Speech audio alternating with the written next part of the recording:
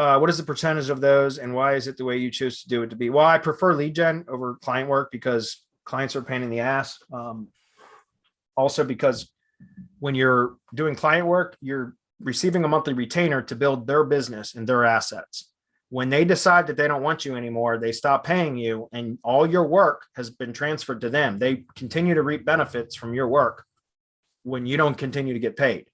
So I prefer lead gen because those are assets that I create and control. Those are mine. And if I have a lead buyer or somebody on a rank and rent, like leasing an asset, which I only have a couple of those that are like old stuff. I don't really do that anymore, but I do pay per lead or revenue share models on my lead gen side of the business. And I prefer that because I own and control those assets. So I put all the work into them. If somebody wants to stop paying me, great. Piss off. Don't let the door hit you on the way. You know what I mean?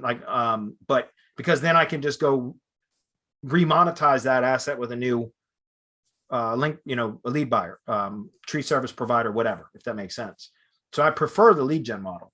And I also like link building clients because they're the ones that go out and get the clients and then they just outsource their link building to me. And I just do the link building, which I really enjoy doing. So I love that part of the business, but client work, I'm not crazy about it, but I will certainly still do it. I actually start prospecting next week again. I hired a cold caller to do cold call prospecting next week from March 8th through the 12th. I rented a caller for a week and that's, I'm going to get a bunch of appointments hopefully set for to pitch reputation building services for $100 a month to tree service contractors. And then if I, whatever, that's basically a client. And then from there, I'll have conversations with them and try to upsell them on Google SEO, Google Business SEO, and or lead generation, depending on what the conversation, which way the conversation goes. I just met with a tree service contractor last week, a local guy who's been buying leads from me for over a year. I just mentioned this on the mastermind webinar today.